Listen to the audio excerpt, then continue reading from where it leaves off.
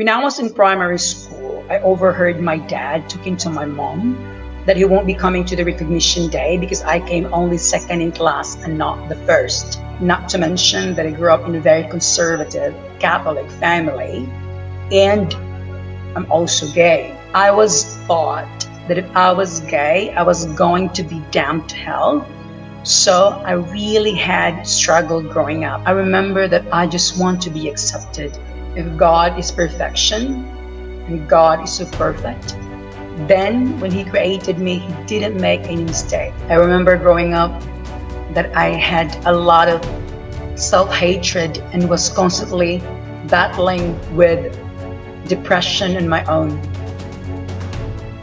And back in 2009, my gran came and said to me that one day I would achieve my dreams. Now, regardless how many times I tried and failed, or feeling stuck like a massive Titanic in a dry land, I always feel like that I have my gran with me in spirits. And I always remember what she said to me back then. Then, after 2 years, I received a scholarship to come and study to the UK. Long story short, I completed my business course with distinctions and merits at Calendrical College International. I also went to Bangor University to do joint honors degree in journalism and linguistics. And I received an Erasmus scholarship to do BA English at Humboldt University in Berlin, Germany.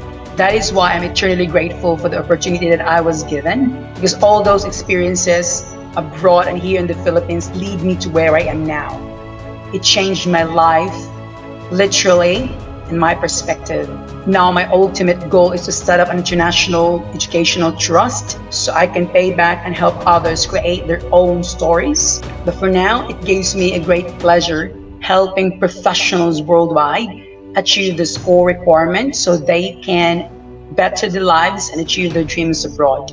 I have been teaching IELTS since 2015, and it's very rewarding knowing that I have served, impacted, and contributed more than I criticized.